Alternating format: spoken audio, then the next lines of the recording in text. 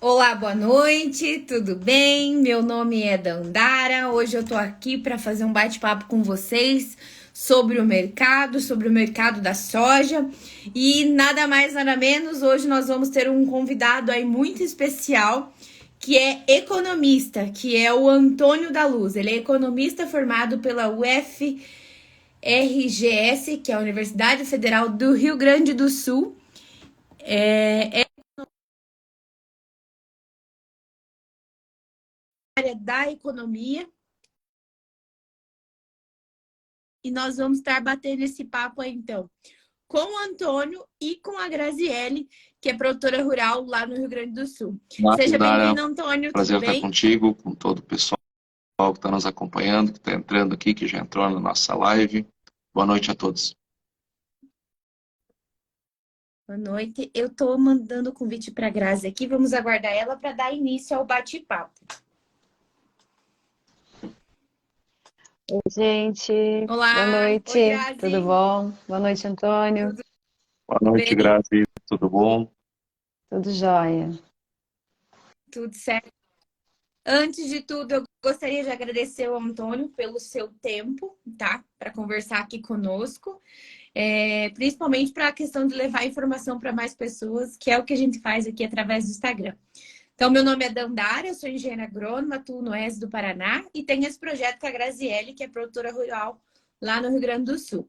E agora eu gostaria que você, Antônio, se apresentasse um pouco mais. É, Quem é o Antônio, da onde que o Antônio veio e como que o Antônio veio trabalhar com economia e agricultura aí, que ligou essas coisas que é importante, que a gente assusta, né, quando fala economista. A gente já fica assustado. Então, primeiro, eu queria agradecer muito o convite de vocês. Estar aqui no Agro Delas, que é um movimento tão legal, tão bacana, que aqui no Sul tem uma força tão grande. A Grazi, junto com as demais moças aqui do Agro, tocam esse projeto tão bem, Dandara. Eu tenho certeza que vocês fazem o mesmo pelo Paraná e por outros estados do Brasil. Eu sou economista, eu sou formado na Universidade Federal do Rio Grande do Sul, onde também fiz mestrado e fiz doutorado na PUC, aqui do Rio Grande do Sul. Eu trabalho no agronegócio desde sempre, porque meu pai, ele era produtor rural e eu me criei no ambiente dos produtores e do meio rural. Só que eu segui um caminho um pouquinho diferente. Nós compartilhamos a paixão pelo agro, mas de formas diferentes, né? Geralmente o pessoal gosta mais da parte da produção do agro e eu sempre me interessei mais pelos números do agro. Então, eu tive a oportunidade de entrar na Federação da Agricultura do Rio Grande do Sul como estagiário, quando eu tinha 18 anos. Estou lá até hoje. Sou economista-chefe desde 2008 e também ao longo dessa caminhada eu abri minha própria empresa, a Agromani, e tenho atuado bastante também no mercado de capitais. Perfeito, perfeito. Mas então quer dizer que a questão da economia, ela veio pela paixão do agro.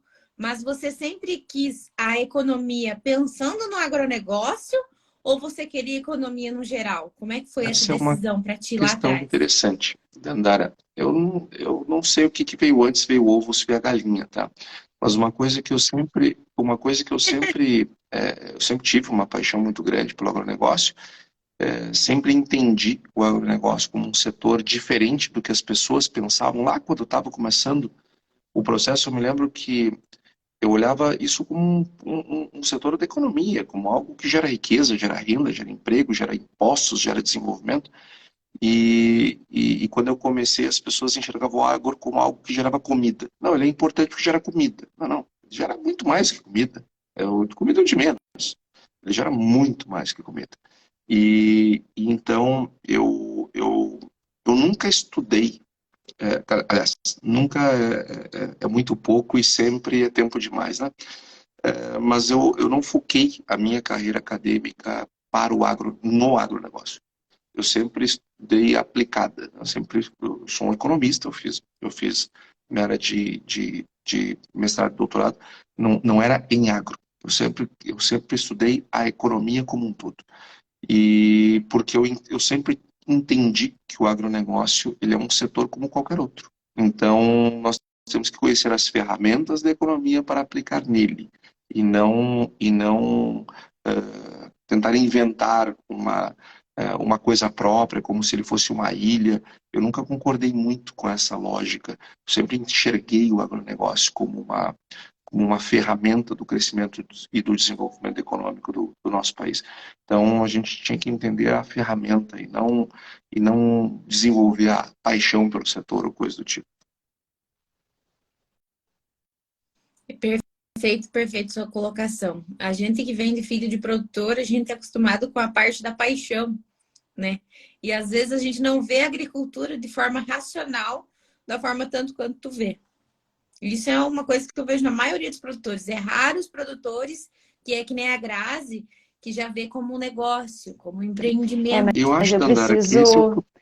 eu preciso dizer, Antônio, que depois da palestra que eu assisti, sua, acho que foi o ano passado, ano retrasado, meu ponto de vista mudou completamente. Na verdade, eu entendi que a parte de gestão, comercialização, poderia ter muito mais lucro do que realmente a gente sabe fazer tudo certinho e lá no final não saber a hora de comprar, de vender. Enfim, eu comecei a mudar um pouco o meu ponto de vista. Eu já trazia o agro como um negócio mesmo, mas, claro, focado mais naquilo de botar a mão na massa. Aí depois que eu assisti uma palestra tua, mudou. Para mim, assim, foi um divisor de águas. Que bacana, Grazi. Fico muito feliz de ouvir esse depoimento teu, porque é justamente isso que a gente tenta fazer. Esse é o meu papel. Eu não estou dizendo que esse é o único papel. Não estou dizendo que ele é o mais importante. Não estou dizendo que serve para todas as pessoas da mesma forma. Não. Mas, sem dúvida, uma das janelas importantes para as quais um produtor rural tem que olhar é para a parte econômica do agro, a parte financeira do agro, a parte da gestão do agro. Porque no passado, nós tínhamos o agro era um setor pouco desenvolvido, não tenha dúvida. Se pegar o agronegócio brasileiro, na verdade, o presidente Gedel fala muito isso, embora ele tenha uma longa caminhada, como o agro que nós conhecemos tem 30 anos. O agro que nós conhecemos tem 30 anos.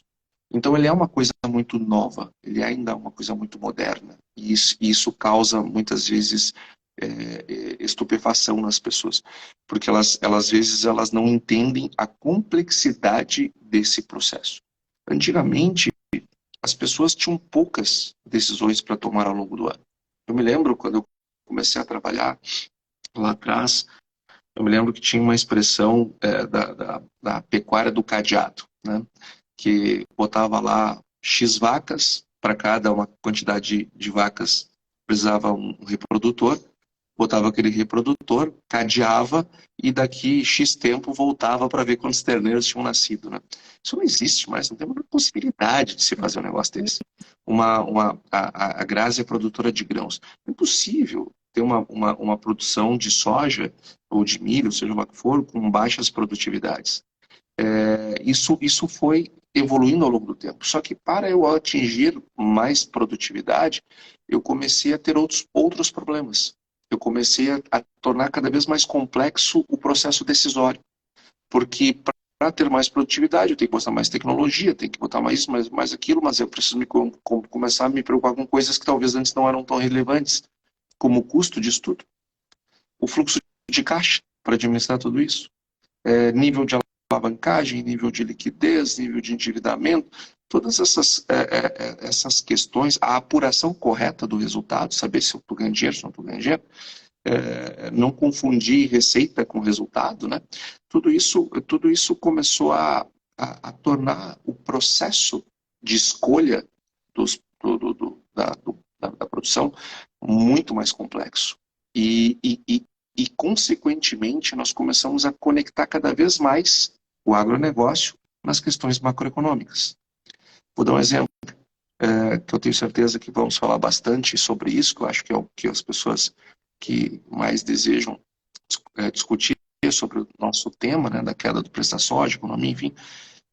Nós temos uma diferença entre o melhor momento de comprar fertilizantes químicos, sementes, etc., o custo o variável de produção, ele tem, entre o melhor preço e o pior preço no ano, nós temos ali uma variação na casa de mais ou menos de 25%. Ao passo que o preço dos grãos também tem uma variação na casa de 25%. Então, eu comprar bem e vender bem pode fazer uma diferença imensa no meu negócio. Ah, mas então eu tenho que botar minha energia em tentar acertar o olho da mosca com ela voando. Esquece, não existe. Não existe. Não tem isso. Não tem. Não tem. Isso eu garanto para vocês. Ainda pode ter nascido, tá? Mas ainda não se formou o profissional que vai desenvolver a técnica que vai nos permitir dizer assim, olha, o preço de tal coisa vai ser melhor com certeza em tal mês, não venda. Isso não existe. Nós temos tendências, mas certeza só a morte e os impostos. E mesmo assim, os impostos, às vezes a gente tem dúvida, né? Até ontem nós íamos pagar imposto sobre as importações das quinquilharias lá e agora não vai pagar mais. Então, a gente não consegue acertar no olho da mosca. Mas quando a gente começa a olhar assim, bom, tem coisas que eu não consigo ter plena certeza. Mas se eu conseguir me aproximar aqui e eu conseguir me aproximar desse outro aqui, talvez eu não ganhe 25, mas se eu ganhar 10 numa ponta e 10 na outra, melhorar, né, a performance em 10% num lado, eu já melhorei um monte. Se eu conseguir... só que para fazer isso, eu preciso ter uma boa gestão de fluxo de caixa. Senão eu não compro bem, não vendo bem. Então, ou seja, são decisões que começaram a sair fora do processo produtivo. Tomo o recurso agora ou espero o próximo plano safra? Por quê? Porque isso depende de uma decisão de juro. Juro não é agro, juro é macro. A própria decisão da compra dos insumos, nós vimos, né? O que aconteceu nos insumos? Nós tivemos uma safra 23 absurdamente cara. Nós vamos ter uma safra 24 mais barata. Isso é inflação. Isso é inflação e deflação. Não, ou seja, também não é agro, é macro. Então nós temos que entender de produzir, não há a menor sombra de dúvida, mas nós também temos que entender de gerenciar o nosso negócio. E essa gestão, ela tem gestão de pessoas, ela tem gestão de processos, mas ela tem gestão financeira, ela tem gestão da comercialização, tem uma série de outras gestões que, quanto mais complexo se tornar o processo produtivo, mais necessárias serão essas outras gestões. Antônio, já que tu tocou nesse assunto, como que a gente pode, eu digo os agricultores em geral, entender essa composição do preço da soja, já que a gente tem muitas variáveis e tem alguns quesitos que são essenciais? Bom, a gente, para começar a entender o mercado da soja, tá? E aí eu vou falar algo até em tom de desabafo, porque o que eu respondi de WhatsApp essa semana foi uma coisa absurda. Sempre com a mesma pergunta, né? A primeira coisa que a gente precisa entender no mercado é que existe muita informação ruim ou desinformação que atrapalha, que gera pânico, que gera, que consequentemente gera um problema maior de comercialização. Então, quer acertar mais? Coisa número 1, para de ouvir groselha. Coisa número 1, acaba com a groselha. Uma pena não poder aqui citar aqui alguns meios, né, que vontade não falta, mas não vou fazer isso. Mas tem algumas criaturas assim que dizem cada coisa e as pessoas saem vendendo seus produtos de qualquer jeito. Mas a formação do preço da soja, como qualquer outra coisa, nasce nas forças de oferta e demanda. Ninguém ainda conseguiu vencer as forças de mercado. Nenhum governo, nenhum império conseguiu vencer as forças de oferta e demanda. A soja começa com oferta e demanda. Ou seja, se eu tenho mais soja, eu tenho mais soja do que a demanda, os preços caem. Se eu tenho menos soja do que a demanda, o preço sobe. Simples. É isso. Bom, aí, a partir disso, nós começamos a complicar um pouquinho mais. Tá. Mas eu posso ter um preço em dólar que está subindo porque a oferta está restrita, mas eu posso, o meu preço em reais está em queda. Então eu tenho uma interferência da taxa de câmbio. Taxa de câmbio também importa. Por quê? Porque nós não produzimos soja sozinhos. O mundo inteiro produz soja. Nós somos o maior produtor, mas nós não somos o único produtor de soja. E o mundo produz soja antes da gente. E a Bolsa de Chicago, ela começou em 1848. Então, vejam só há quanto tempo se tem esse mercado. Uma das coisas que eu vi essa semana, alguém dizendo que o Lula com a China ia cancelar o comércio, que não ia ser mais Chicago. Gente, pelo amor de Deus, isso não é governo que escolhe. Referenciais mercadológicos não é governos que escolhem, é o mercado que escolhe. Então, se eu confio em Chicago, vai ser Chicago. Aí o assunto é encerrado. Se o Lula gosta, se o Xi Jinping gosta, isso é absolutamente irrelevante. Irrelevante. Porque não é o governo que está comprando e vendendo, são as pessoas. São as empresas e pessoas físicas, empresas físicas e jurídicas que estão fazendo isso. Então é irrelevante o que o presidente, seja do país que for, deseja ou deixa de desejar. E mais a mais, tá? O presidente Lula falou muita besteira. Mas isso ele nem falou. Até essa daí, até ele nos poupou. Isso ele não disse. Disse mais um monte de coisa, né? Mas isto ele não falou. Aqui vou dizer que não foi, o presidente Lula não falou isso, e isso é uma fake news que, enfim, mais uma que circula. Então eu tenho um referencial internacional que não determina os preços para nós, não nos enfia a goela abaixo, não é nada disso. O Brasil, se tem uma safra grande, os preços caem lá. Se nós temos uma safra pequena, nós influenciamos sim, e muito, os preços em Chicago. Então, eu tenho uma formação de preço que depende de oferta e demanda, eu tenho uma taxa de câmbio e eu tenho o preço na minha praça. Lá na fazenda da Grazi, o preço não é o do Porto. O preço do Porto, ele é muito parecido com o de Chicago, mas ele não é o de Chicago, tem uma distância. Só que o preço da soja na fazenda da Grazi é o preço no porto menos o custo de se levar até o porto. Se não for exatamente isso, vai ser muito parecido com isso, porque aí tem uma questão local. E aí eu começo a falar um pouquinho dessas questões locais. Imagina que lá no município que a Grazi produz, só tem uma pessoa comprando, só uma empresa comprando. A próxima é muito distante. Essa pessoa tem um poder de mercado diferenciado. E aí essa união entre os preços, elas vão acontecer no longo prazo. No curto prazo pode haver uma certa dispersão, que é algo muito parecido com isso que está acontecendo no mercado de soja do Brasil hoje. Porque o que acontece? Nós temos que entender que nós colhemos do ano passado para cá, safra 23 comparada com 22, nós colhemos quase 30 milhões de toneladas a mais. Isso é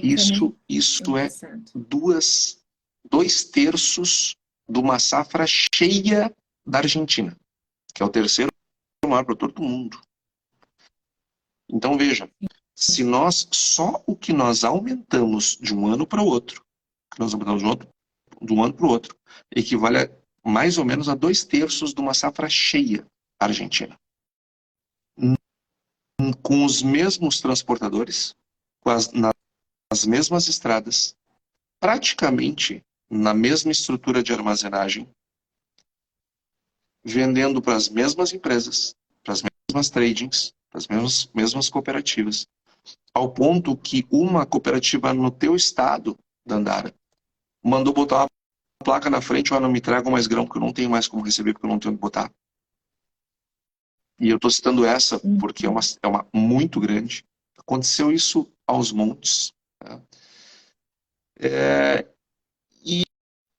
E vindo uma safra de milho enorme aí atrás, uma safrinha de milho gigantesca, que fará com que o Brasil se torne o maior exportador de milho do mundo este ano de 23. Olhem a intensidade do uso que nós estamos fazendo dos nossos equipamentos.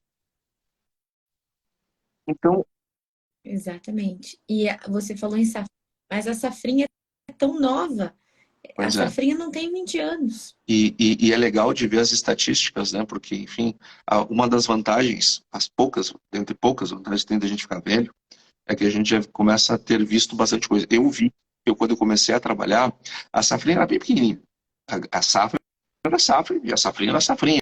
Agora aparece uma terceira safra de milho já nas estatísticas, que também é pequenininha. Em seguida, esse negócio é enorme também. Então, o que acontece? Nós temos uma sobrecarga da nossa infraestrutura. E aí, então, os produtores, eles precisam entregar esse produto. Aí o comprador, e eu não estou aqui criticando ele, tá? Não estou criticando. Ele está fazendo o que eu faria. Então, não estou fazendo nenhuma crítica aqui. Imagina que eu estou lá no meu escritório, daqui a pouco aparece a Grazi. E a única pessoa que aparece no dia é a Grazi. Eu dizer assim: escuta, tu não quer comprar soja? Eu digo: pois é, quero, quero comprar, só tem a tua, eu compro a tua. Pior eu não ter. Daqui a pouco chega a Grazi e chega a Dandara. Daqui a pouco chega a Grazi, a Dandara e todas essas pessoas que estão aqui conosco na live. Percebe que eu fico muito mais à vontade quando eu tenho muito mais oferta. E aí aconteceu também algo que eu acho ruim, também não foi por falta de aviso, mas eu acho ruim. Nós tivemos uma antecipação de venda de soja muito baixa nesse ano. Porque as pessoas, muitas diziam para mim, assim: Antônio, eu não vou travar porque nos últimos anos eu travei e eu errei. Eu, gente, como assim tu errou? Tu vendeu lá, sei lá, 30%, 35% num valor e vendeu 65% do resto da tua produção num valor maior e tu errou. Então, quando é que tu acerta? Quando tu trava e vende 35% no teu preço mais alto e o resto vende no preço pior? Poxa, não, né? A gente tem que entender que isso é um processo empresarial, isso não é um cassino. Então, nós chegamos na safra com um baixo percentual de safra vendida antecipadamente. Só que o produtor não ter vendido antecipadamente não significa que ele não precise fazer caixa nessa época do ano. Ele precisa vender, ele só não vendeu antecipado. Agora, te coloca no lugar do cara que compra soja.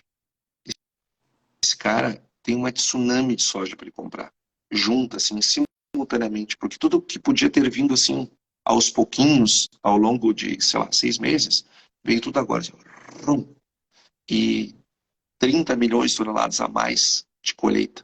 É muita soja. Conclusão, os preços caem. Tá? Eu vi várias pessoas aqui que entraram, eu não consegui acompanhar todas, né, lógico, porque várias entraram juntas, mas eu vi muitos aqui que são produtores de arroz. O arrozeiro, quando vê esse tipo de coisa, ele tem mais sangue frio.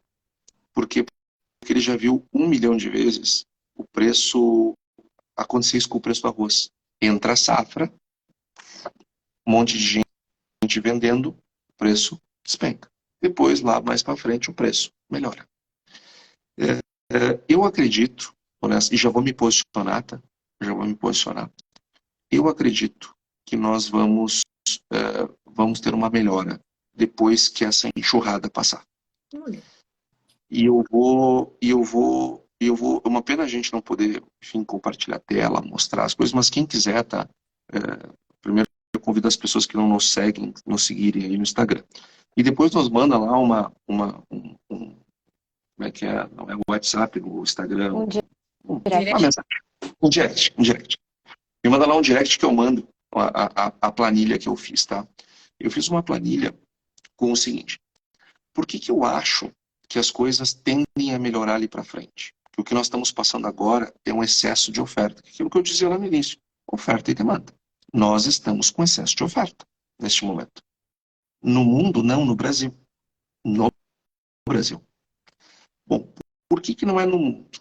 A soja hoje estava a 14,95 mais ou menos, quase 15 dólares o bushel. Gente, isso é um preço muito alto para a soja. Ou seja, lá fora o preço não caiu. Por que o preço não caiu lá fora? Porque a Argentina teve uma safra desastrosa. A Argentina vai ter que, já está inclusive, importando soja do Brasil, porque eles não têm soja para a indústria deles.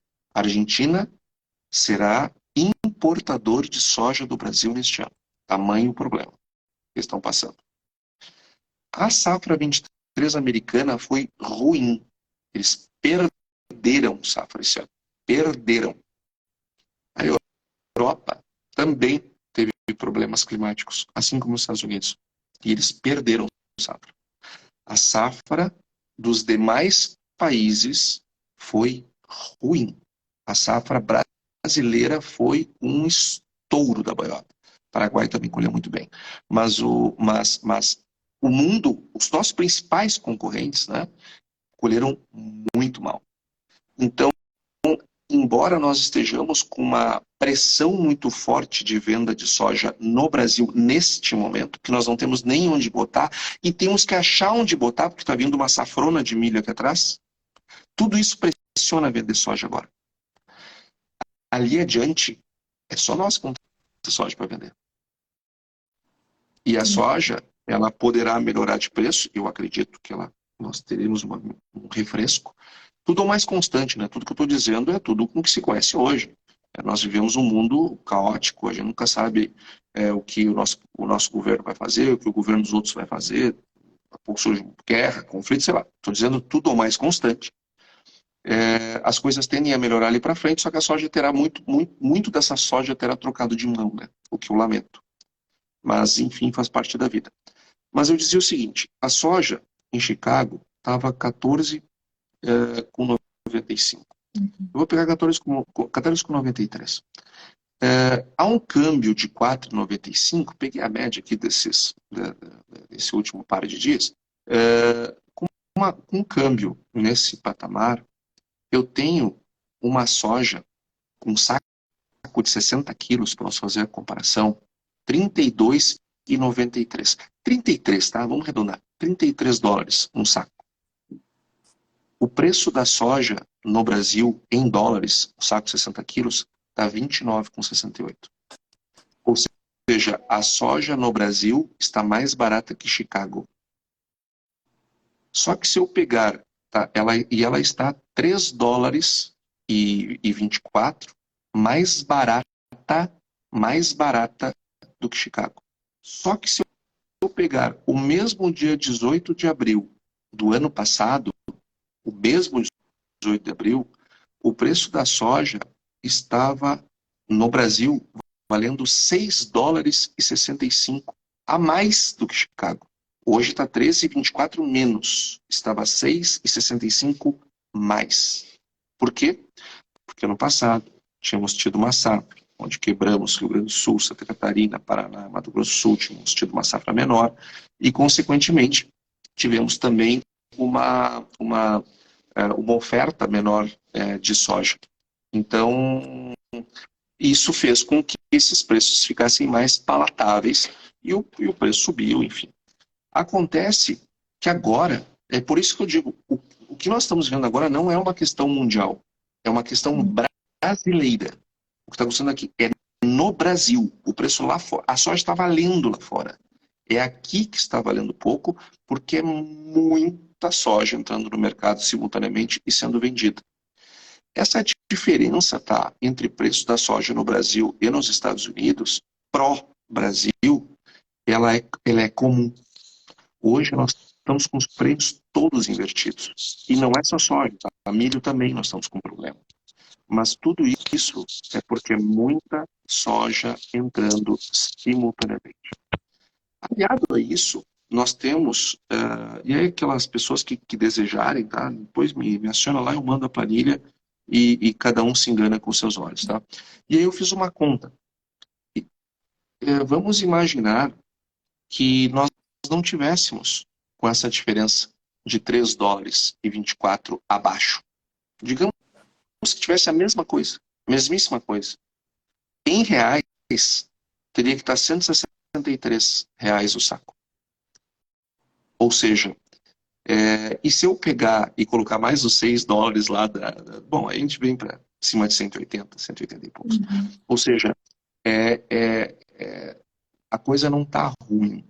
Aliás, a coisa não é ruim, ela está ruim neste momento, por excesso de oferta. A taxa de câmbio também tem um papel importante, não tenha dúvida. O câmbio caiu, para zero surpresa nossa, o câmbio caiu. Nós fizemos, inclusive, além de várias palestras que a gente teve a oportunidade de fazer e se posicionar. Tenho certeza que tem gente aqui nessa live que estava lá e pode testemunhar. Mas também tem para quem não viu, tem um vídeo lá no meu canal do YouTube, de 2 meses e meio, 3 meses atrás, falando, ó, tem uma chance real da taxa de câmbio perder os R$ 5. Por quê? Porque o dólar, não é a taxa de câmbio, o dólar, lá fora, a moeda americana, estava caindo e vem caindo, por conta da mudança de perspectivas de juros dos Estados Unidos, enfim, por razões lá. Tá? Eu até posso entrar aqui, se for o caso, mais adiante, mas agora eu quero me concentrar na soja. A taxa de câmbio, ela contribuiu para a queda, mas não foi a taxa de câmbio que derrubou o preço da soja desse jeito. O que derrubou o preço da soja desse jeito foi a super oferta de soja que nós estamos tendo agora. São 30 milhões de toneladas a mais sendo vendidas, sendo ofertadas no mercado. Uma baixa taxa de venda futura, é muita gente vendendo muita soja simultaneamente. Nós, hoje, ser comprador de soja é a coisa mais barbada do mundo, é ser comprador de soja nesse ano. Antônio, eu tenho uma pergunta. Um consultor ontem viu o nosso post da live e falou assim, faz uma pergunta para ele. Sobre a questão da venda futura. Que nem esse ano teve poucas pessoas que fizeram venda futura, que fizeram contrato. Mas assim, em que a venda futura está relacionada? Como que eu precifico essa minha venda futura? Eu vi que tu falou sobre o mercado interno brasileiro, você falou sobre Bolsa de Chicago, mas o que influencia, por exemplo, hoje? Vou fazer um contrato de venda futura hoje. O que vai influenciar? Vai ser o clima, vai ser a estocagem, vai ser o preço de Chicago ou vai ser o preço brasileiro? Tu tem... Boa. O preço da venda... Desculpa. Não, só para frisar, é a pergunta do Anderson Scopel. Ele é consultor de alguns produtores na região de Cascavel. Joia, Anderson. Tomara que esteja conosco aqui, nos acompanhando. Boa noite para ele. O preço, a comercialização, tá? Ela tem 3 fases. Nós temos a comercialização 1.0, que é aquela que eu colho e vendo. Essa é 1.0, como tudo surgiu. Só que compradores e vendedores de produto se deram conta que eles terminam assumindo um risco, parte a parte, que talvez não faça tanto sentido. Seja melhor as pessoas travarem e eu, a partir dos meus custos, eu travo o meu preço e, bom, se subir, azar, se cair, azar, eu já estou com o meu preço fixo ali, assunto encerrado. Isso se chama mercado a termo. Onde as pessoas assinam contratos que não são padronizados e eu não posso vender esse contrato no mercado. Esse contrato é só meu. Digamos, Dandara, que tu compre soja e eu venda soja. Eu assino que te vendo a X, tu assina que me compra a X e a gente combina uma data de entrega em tal lugar, está tudo ali naquele nosso contrato. Mas eu não consigo passar o meu contrato para a Grazi. Então, é um contrato que é não padronizado. Esse é o mercado a termo, que as pessoas chamam de mercado futuro, de contrato futuro, mas é errado. Isso não é contrato futuro, isso é mercado a termo, que é o predominante, tá? Que é o predominante. Que é a agricultura, que é a comercialização 2.0. Comercialização 2.0 é o mercado a termo. Que dali surgiu o barter, né? E o que é o barter, né? Traduzindo do inglês, para quem nunca teve a curiosidade de saber, barter é escambo. A tradução de barter é escambo. Então a gente, não, eu faço barter, faço escambo, né? É um modelo de comercialização mais precário, mas é melhor do que nada. E o 3.0 é o de bolsa. Os contratos futuros, só é contrato futuro que é negociado em bolsa, que tem um contrato padronizado que eu compro e vendo quantidades daqueles contratos. Então, e eu posso comprar e vender, entrar e sair do mercado a hora que eu quiser. Isso foi uma evolução do mercado, que surgiu há muito tempo atrás, e que tem a Bolsa de Chicago, já disse, né, em 1848, ela começou a ter contratos do agro, né, nesse negócio. Então, o ideal, Anderson, é a gente sempre olhar para o mercado futuro, é travar na Bolsa. Nós temos que evoluir para isso, tá? Eu sei que é complicado, eu sei que tem suas dificuldades, eu sei, tudo isso eu sei. Tá? Mas é muito mais fácil aprender sobre isso do que aprender sobre fertilização de solos, sobre raízes, sobre defensivos. Eu também, quando vou lá num dia de campo ou ouço uma palestra de um agrônomo, fico olhando assim, não entendo coisa nenhuma. Eu sei que no início é difícil, tá? Mas se a gente tiver... Só que assim, é necessário. Então, tem coisas que a gente acha difícil, mas se é necessário, a gente precisa aprender, precisa evoluir. Então,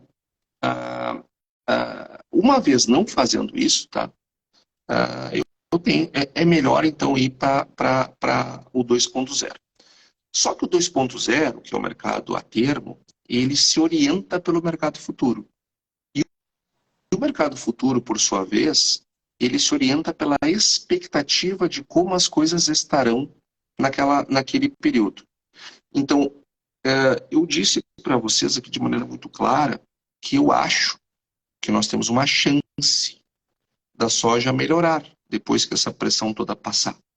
Mas eu não acho que ela vai ficar um espetáculo. Por quê? Porque quando nós olhamos os contratos futuros para 24, nós já temos soja a 13, a 12,80, dependendo da distância do contrato. Então, ou seja, hoje está quase 15, mas para o ano que vem está 13. Ou seja, nós já devemos ter um preço da soja sem estresse, tá? Sem essas coisas que estão acontecendo agora. Sem essas questões conjunturais, nós já devemos ter um preço de soja mais baixo ano que vem. Porque ninguém acredita, tá? Ninguém planta achando que vai quebrar. Então, os Estados Unidos está plantando a sua safra 24, agora, neste momento, começa. Nós temos agora, inclusive, o próximo relatório do USDA, que vai vir agora em maio. Ele é um dos relatórios mais importantes que tem, porque são as primeiras projeções de produção para 24, vão vir no próximo relatório. E o mercado olha menos, começa a olhar cada vez menos para 23, começa a olhar cada vez mais para 24. Essa perspectiva de se produzir mais, produzir normalmente nos Estados Unidos, produzir normalmente na Argentina, produzir normalmente no Rio Grande do Sul, produzir normalmente na Europa, na Ásia, enfim, traz uma perspectiva de aumento de estoques. Então, os preços que nós estamos vivendo agora, eles são, ou que estávamos vivendo, ou que continuamos vivendo lá em Chicago, tá? Pelo menos preço da soja, níveis mais elevados de preço em Chicago, isto é algo que é decorrente de 3 anos de safras mais desafiadoras, de consumo maior do que produção, e os preços ficaram elevados pelos estoques mais baixos. Agora, para o ano que vem, se nada acontecer no meio do caminho, que alguém quebre safra e coisa do tipo, nós deveríamos ter uma safra normal. E aí os preços, eles vêm também para um patamar de maior normalidade. Mas também é verdade que os custos caíram bastante, né? Então, essas coisas se ajustam, em partes pelo menos. Então, aí, voltando à explicação para o Anderson, os preços futuros na Bolsa, portanto, eles estão mais baixos. Consequentemente, as ofertas de contrato a termo, né, no mercado físico para a entrega futura no ano que vem também serão mais baixos. Só que eu não faria isso agora, porque agora, além de já termos em Chicago uma sinalização de preços mais baixos do que deste ano, ainda aqui no Brasil, nós estamos no meio do furacão. Os compradores não dão conta de atender todo mundo que quer vender. Então, eu não chegaria agora para fazer negócio para o ano que vem, né? Mas acho prudente, no momento que formar custo, avaliar o mercado e se posicionar. Não precisa se posicionar no mesmo dia, não precisa se posicionar tudo de uma vez só, mas eu acho que é importante que, à medida que os preços começam a caminhar, ir fazendo travas aos poucos, enquanto estamos subindo a colina, né? Então, tu orienta que os produtores façam travamento do preço, pelo menos do custo? É isso? Eu acho que o custo ele é um instrumento fundamental para a tomada de decisão. Uhum. Porque eu não posso travar abaixo do meu custo. Então, eu tenho que saber o meu custo. Sim. A primeira coisa que eu preciso para fazer um bom negócio é afastar os maus negócios, né? Então, travar abaixo do custo é problema. Então, tem que conhecer o custo, coisa número 1. Isso é básico. Isso é básico. Conhecer seu custo de produção é coisa número 1. Uhum. Uma coisa que também é muito simples, mas para a maioria dos produtores, infelizmente, é uma coisa sofisticada. Nós temos que apurar resultado. O famoso DRE, demonstrativo do resultado do exercício. Bom, eu acho que o produtor tinha que fazer balanço, tá? Balanço patrimonial, demonstrativo do resultado do exercício, demonstrativo de fluxo de caixa, que é para saber como que são alocados os recursos dentro do negócio dele, através de um balanço. O balanço, para quem não sabe, foi inventado 6 anos antes do descobrimento do Brasil. Então, se esse negócio está aí até hoje, é porque esse negócio funciona, né? Se é obrigado toda SA a fazer isso, é porque deve ser porque funciona, né? Se todas as grandes empresas do mundo fazem isso, é porque esse negócio funciona, né? Talvez a gente não saiba usar, mas ele funciona. Eu não sei pilotar avião, tá? Também, mas eu sei que ele funciona. Então, eu não saber mexer numa coisa não significa que ela não funciona. Funciona. Um demonstrativo de resultado do exercício, ele me apura o resultado. Como é que foi o meu lucro? Qual foi a minha receita? Qual foi o meu custo de mercadorias vendidas? Quais foram as minhas despesas operacionais? Qual foi a minha depreciação? Quanto eu paguei de imposto? Quanto eu paguei de juros? Meu resultado final. Isto é apurar resultado. Não é fazer um levantamento meia boca de custo de produção, pegar minha receita, desconto uma coisa a outra, tem o meu resultado. Não, isso é o teu relatório de fechamento. Não é o teu demonstrativo de resultado do exercício. Se tu fizer um demonstrativo de resultado do exercício, vai dar diferente. Então, nós temos que apurar direito os nossos resultados. Quando a gente tem um bom DRE, Dandara, nós temos 80% do caminho para fazer uma boa trava. E o Anderson, que é consultor, né, pelo que eu entendi, o Anderson Scopel, acho importante ele se atentar a isso, até para atender melhor os clientes dele. Quando a gente tem um bom demonstrativo de resultado de exercício, eu sei qual é a minha margem de lucro. Eu sei a minha margem bruta, a minha margem operacional e a minha margem líquida. Então, eu consigo fazer simulações. Dado que o meu custo foi X, as minhas despesas Y, etc., Se eu vender a minha produção por X,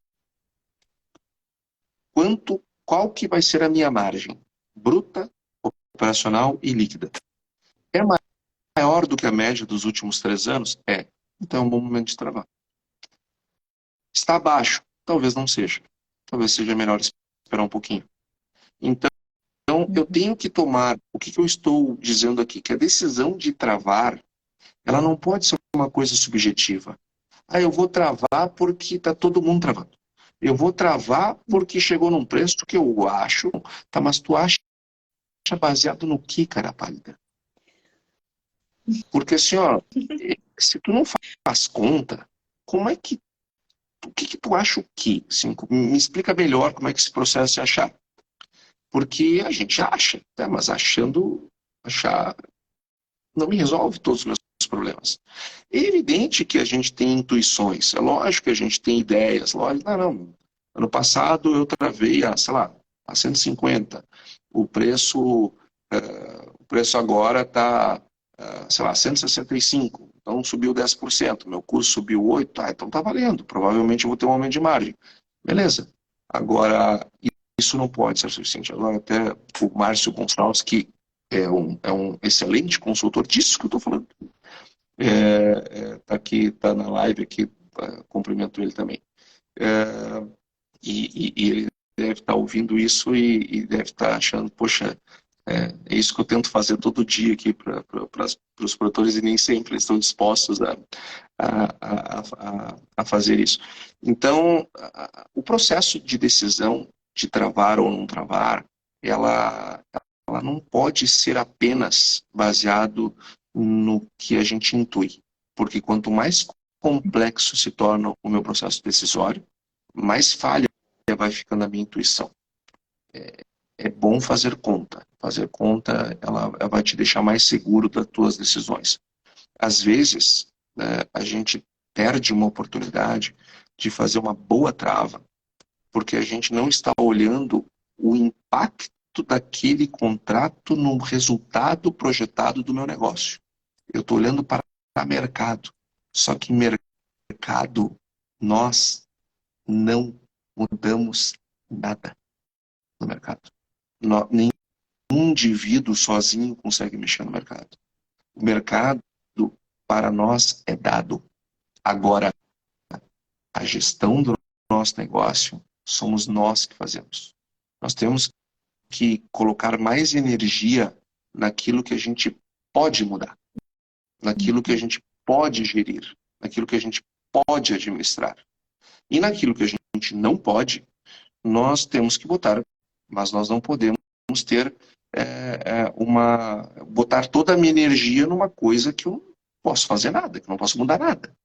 Agora, quando eu boto um pouco de energia em ter uma boa gestão financeira para que eu tenha uma boa contabilidade, bons resultados, eu começo a ver o seguinte, não, tudo bem, esse preço aqui ninguém está gostando, o pessoal está achando ruim. Pois é, só que acontece o seguinte, para mim, se eu fechar agora, eu vou ter, sei lá, as melhores margens dos últimos 3 anos.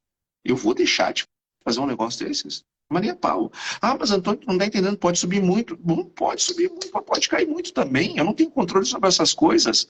Agora, eu tenho controle sobre o meu resultado agora e eu vou fazer. Então, esse tipo de coisa, tá? Como eu disse lá no início da Andara, Grazi, nós não conseguimos, tá? Nós não conseguimos acertar tudo. Não tem como. Se nasceu, não se formou o economista capaz de adivinhar o que vai acontecer. Nós não temos ainda, pode ser que um dia, quando tiver, sei lá, inteligência artificial dominando tudo, bom, aí pode ser um controle de dados, assim, um absoluto sobre tudo, bom, aí quem sabe. Agora, hoje, nós não temos essa capacidade. Agora, o que nós sabemos? Que quando nós temos uma boa gestão e tomamos decisões a partir de coisas simples como essa que eu estou falando, conhecer as minhas margens e definir se travo ou não travo, a partir do impacto que aquela trava vai causar em termos das minhas margens, isso faz com que eu acerte muito mais. Eu acerte acerte o olho da mosca com ela voando? Não. Mas eu acerto na mosca. Não no olho dela, mas eu acerto na mosca. Ou acerto muito perto da mosca. Ou pelo menos acerto a direção que a mosca foi. Mas agora o pior é quando eu atiro para cá, a mosca foi para cá, né? Então, nós não vamos com isso capturar os 25% dos insumos, os 25% do produto, não vamos. Mas a gente, fazendo essas coisas, a gente melhora muito. Pega lá, sei lá, 10 e 10, 15 e 15. Aí também depende um pouco da prática e da caminhada de cada um, mas a gente melhora muito o desempenho do negócio.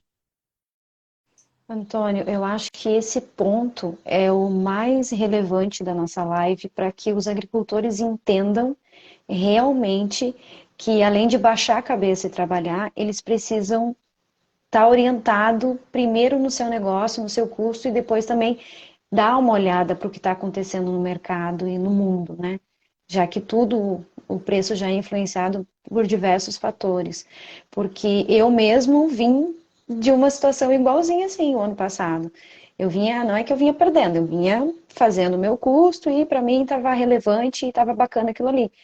Em função de eu estar vivendo 3 frustrações de safra de 70%, eu não tive como travar nada esse ano porque eu não consegui cumprir os contratos do ano passado. Então eu fiquei muito receosa e eu disse, tá, eu não vou travar. Vai ser o que Deus quiser, porque eu não tenho produto na minha mão, como que eu vou travar?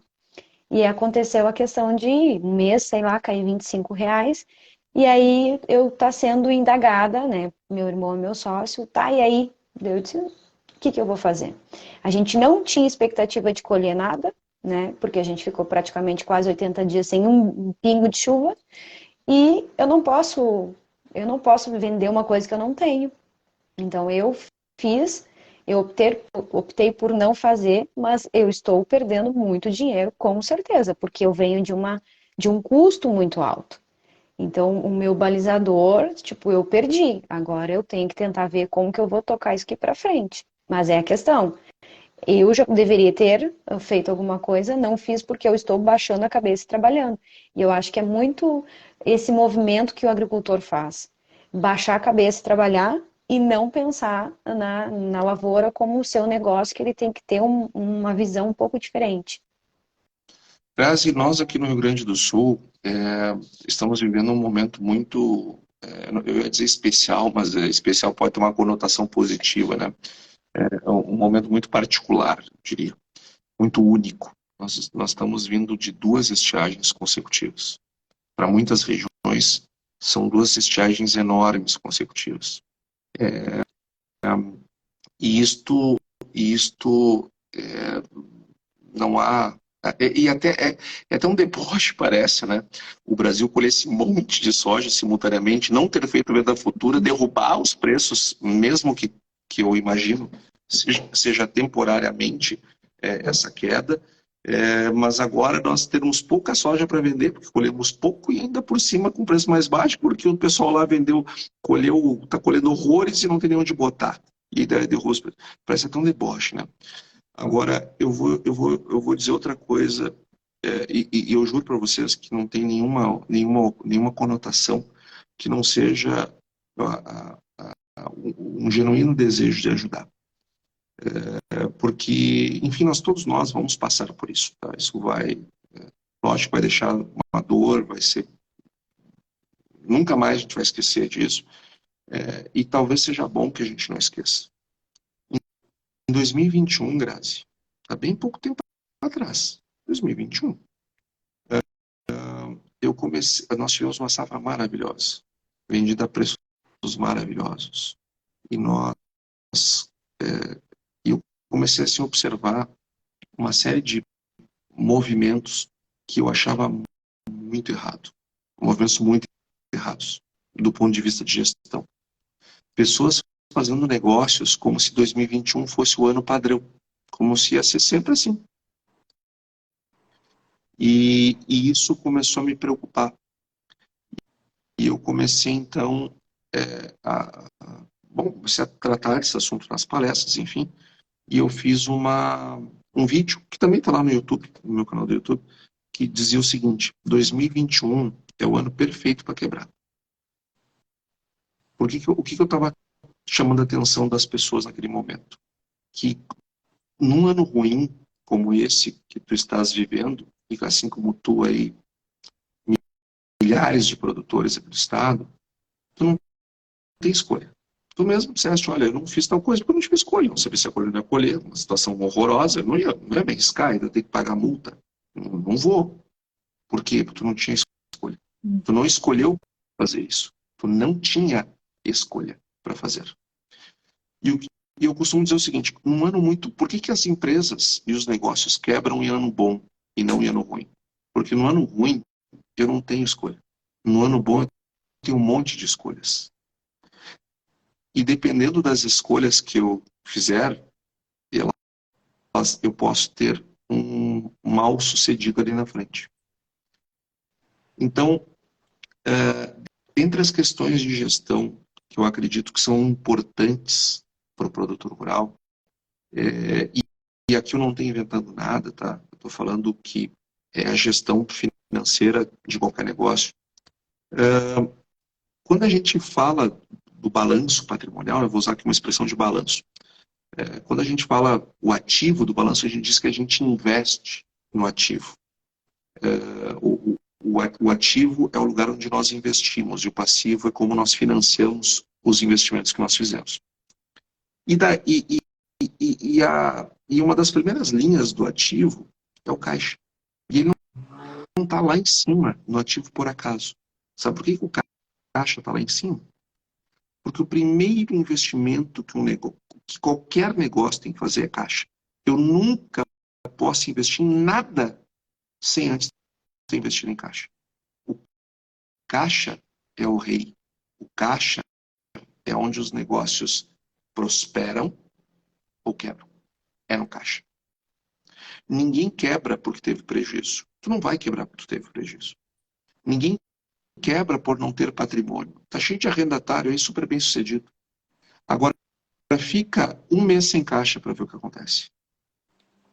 Não paga teus fornecedores, não paga teus empregados, não paga o banco por um mês para ver o que acontece. Ou seja, eu sobrevivo sem um monte de coisas. Agora, sem caixa, não. Então, eu preciso... Se a minha condição número 1 de sobrevivência é caixa, eu tenho que ter dinheiro no caixa. Eu tenho que ter, ou seja, eu tenho que ter um grau de capitalização tal que me garanta a sobrevivência em qualquer circunstância. 2021 foi um ano que muita gente se preparou para enfrentar anos como esses que nós estamos passando. Porque 2021 não é normal, mas o que nós estamos vivendo agora também não é normal. O normal está na média dessas duas coisas. Então eu preciso me organizar nos anos bons para enfrentar os ruins. E tem gente que vai levar para questões bíblicas, 7 anos, não é nem disso que eu estou falando, tá? Se é religioso, acredita nisso, beleza, mas não é nem disso que eu estou falando de caso concreto mesmo. O agronegócio, ele entrega altas margens e te tira altas margens também. Por isso que eu tenho que ter uma gestão de capital ao longo do tempo para me preparar para anos bons e ruins. Eu vi que entrou aqui também o Michel, que é lá, que tive com ele em Brasília agora há pouco tempo. É um empresário de uma grande montadora de tratores e máquinas, a Casey. E falávamos também sobre isso. Lá no Centro-Oeste, o pessoal está assim, ó, enlouquecido. Safra enorme. Não agora, mas venderam muito bem nesses últimos anos. Vão continuar vendendo bem. Assim, ó, a sensação que dá quando a gente fala com o pessoal de lá é que eles vão comprar Marte, que eles querem plantar na Lua, assim, sabe? É uma coisa assim, absolutamente diferente da vibe que nós estamos aqui no Rio Grande do Sul. E eu fico feliz por isso. Só que assim, ó, 2017, 2018, estava horrível lá. 2015 estava horrível lá. E aí eu pergunto, a gente esqueceu do que passou? Ou seja, nós temos períodos que são maravilhosos, tem períodos que são horríveis, e quem atravessa os momentos difíceis e expande são aqueles que se preparam para os momentos difíceis. Estar preparado para momento fácil, até eu tô. Mas essa não é a vida do empresário. E muito menos do produtor rural. Ter seca é óbvio. Me perdoe, mas é. Uma crise de crédito, uma crise climática e uma crise de preços, em 10 anos, uma dessas três tu vai ter. Isto é óbvio. A probabilidade de tu ter as três é imensa. Se isso que eu estou dizendo é óbvio, por que não te prepara para o óbvio? Então, nós temos que nos preparar para o óbvio. Isso vai fazer um agro mais forte. Então, a gente tem que passar por o que está passando, tem que lamber as feridas, mas tem que entender, isto faz parte do jogo. Não quer passar por isso, então não pode operar no agronegócio. Tem que ir para uma coisa um pouco mais estável. Tá? Agora, não, eu quero ir para o agronegócio porque o agro tem margens altas. Sim, quando os anos são bons, safra boa, preço bom, as margens são altas. Mas sabe por que elas são altas? Porque quando também elas são baixas. Então, tem que ter um controle de capital para performar em qualquer circunstância. Vou ler um comentário da Alessandra. Ela comentou assim: quanto maiores são os fatores incontroláveis, mais deve-se ter gestão dos fatores controláveis. Custos, capacidades de pagamento, entre outros. Ferramentas como fluxo de caixa, DRE, que é o demonstrativo de resultado de exercício, BP, são imprescindíveis. A Alessandra é craque nesse assunto e que bom que ela traz isso, porque não fico eu falando de um assunto alienígena, né? Isso não pode mais ser alienígena. Não pode mais ser. Isso tem que fazer parte do nosso negócio. Gente, qualquer produtor aí está faturando 1 milhão. Faturar milhões é normal. É normal. E quando eu faturo milhões, não significa que eu ganhe milhões. Significa que eu faturo milhões. Só que para faturar milhões, eu tenho que gastar milhões para fazer custo. E eu tenho que assinar, às vezes, contratos de dívida com bancos, ou com financeiras, ou com CPRs, ou com cooperativas, seja lá como for, que também são de milhões. Então, gente, quando eu tenho essa circunstância, eu preciso gerir mais o que eu estou fazendo. Eu preciso tomar decisões mais assentadas na realidade. Olha, ter fluxo de caixa é uma obviedade. Obviedade. Trabalhar com fluxo de caixa projetado é uma necessidade. Nada do que eu estou falando são coisas que estão aí para serem inventadas. Não sei, já existe. Mas a gente precisa praticar mais. A gente precisa evoluir mais. E quando a gente faz isso, e se acostuma com isso, a gente começa a se dar conta, fazer simulações, que nem eu disse lá. Vou fazer lá a partir do meu DRE, eu vou definir se eu travo ou não travo a soja. A mesma coisa, não com o DRE, mas com a gestão, eu consigo fazer simulações seguinte, mas e se eu tiver uma quebra de safra? Eu tô enxergando aqui meu negócio em números. E se eu tiver uma quebra de safra, como é que ele fica? Ele passa sangue, ele performa. Então, beleza. Não, ele não passa sangue. Eu vou me sacrificar aqui. Então, será que é o momento de eu arrendar uma área nova? De eu expandir? Será que é o momento de fazer isso quando eu ainda não estou? Mas Antônio, tu não está entendendo. É uma área que surgiu para mim, que é colada na minha, que é não sei o quê, de uma viúva, de um cara, um irmão, que não sei o que mais. Se eu não pegar, outro vai pegar. Se tu não tem um bom negócio, pode ser para mim um bom negócio, para ti pode não ser, e vice-versa.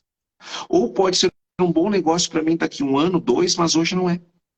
E fazer mau negócio é fazer mau negócio. Não interessa se o outro pegou bom azar, pegue. Se eu não estou apto para pegar, não devo pegar. Agora, eu desejo expandir. Se tu deseja expandir, primeiro investe em caixa, então. Primeiro te organiza financeiramente. E eu gosto muito de um exemplo da SLC Agrícola. Vou dar o exemplo aqui do Pavinato, que é o CEO lá da SLC, que eu sou fã da SLC, da gestão da SLC. Vocês produzem bem, mal, sei lá, se produzem bem, mal. Eu sou fã da gestão, que é o que eu consigo avaliar um pouquinho melhor. A SLC, ela comprou a Terra Santa Agro. Ela incorporou 150 mil hectares ao absorver a Terra Santa Agro.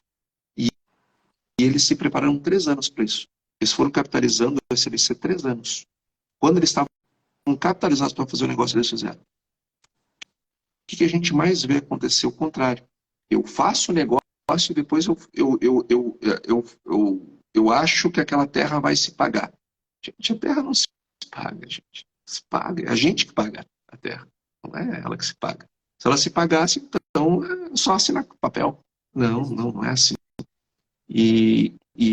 Então, às vezes a gente se expõe a riscos desnecessários porque toma decisões de crescimento, e 80% das empresas que quebram no mundo quebram depois de ter crescido, justamente porque a gente opta por enfraquecer a saúde do negócio pelo bem da expansão. E as duas coisas dá para fazer. O que não dá para fazer é manter o negócio forte, expandindo no mesmo tempo. Isso não dá. Eu sempre tenho que abrir mão de uma dessas coisas. Não, eu quero crescer muito e quero crescer rápido. Vai crescer com mais risco. Não, eu quero crescer rápido. Aliás, eu quero crescer com firmeza e quero ter um crescimento sustentado. Vai levar tempo. Eu nunca consigo colocar as 3 coisas juntas. E eu tenho que fazer as minhas escolhas. Outra coisa que é muito comum. Todo negócio ele tem uma necessidade de investimento em giro. Ou outros chamam de necessidade de capital de giro. Isso é uma coisa que se calcula, tá? Todo negócio, a gente sabe o quanto ele precisa para rodar. E quando a gente vai fazer uma expansão, muitas vezes a gente pensa assim, não, o que eu preciso? Não, se eu vou pegar essa área, eu vou precisar mais tanto de fertilizante, mais tanto de químico, mais tanto de máquina, mais tanto de gente, tá? E de capital no caixa, quanto tu vai precisar? Não, isso eu não calculei. Mas aí é isso que vai dizer se vai dar certo ou vai dar errado o negócio. Ou seja, se eu vou dobrar o meu tamanho, eu tenho que dobrar eu vou dobrar a minha necessidade de capital de giro.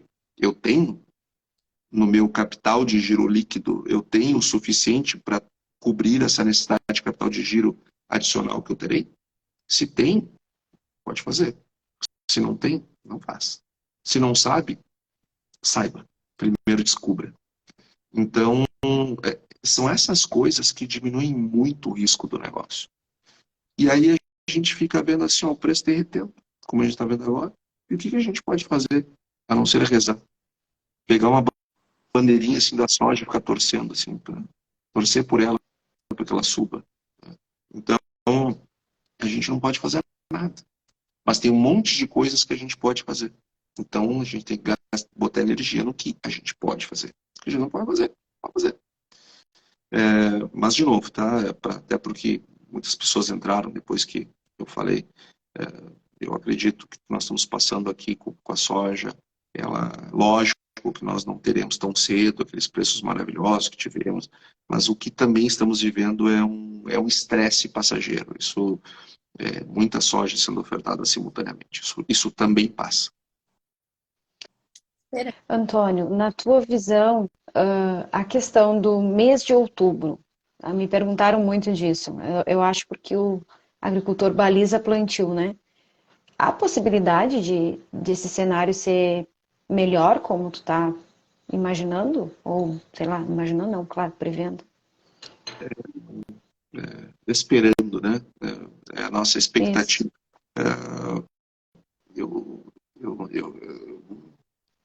Vamos ver como é que vai ser o plantio nos Estados Unidos, que está começando agora. Já não começou lá grandes coisas, está atrasado. Vamos ver como é que as coisas vão andar para nós chegarmos em outubro. O que eu tenho a sensação, a partir desse estudo que eu comentei lá no início da nossa live, e que para quem chegou agora está à disposição, me mandem lá um direct, eu mando lá a planilha. O que eu tenho convicção é que os preços caíram no Brasil e não caíram lá fora. Lá fora continuam do mesmo jeito. Caíram aqui. E essa queda do preço no Brasil, ela não caiu somente em reais, ela caiu também em dólares. O preço da soja caiu em dólares no Brasil. O preço da soja em 18 de abril de 2023 está um pouquinho mais alto do que 18 de abril de 22 em Chicago. Então o preço lá fora não está ruim. O que está acontecendo aqui é que o preço da soja em dólares no Brasil caiu. Ou seja, eu nem estou falando da variação cambial, estou falando do preço da soja em dólar no Brasil caiu. Esse só tem uma justificativa para isso: excesso de oferta. Colhemos o equivalente a 2/3 de uma safra cheia da Argentina, a mais do que no ano passado. Travamos menos soja do que travávamos nos anos anteriores. Estamos tendo logo, né, se eu vendi menos soja lá atrás, eu tenho que vender soja agora. É muita soja no mercado, é muita gente vendendo soja simultaneamente. Não tem por que eu ter prêmio positivo no Brasil. Se as pessoas estão desesperadas para vender, por que eu vou ter prêmio positivo? Santos bateu recorde de exportação mês passado.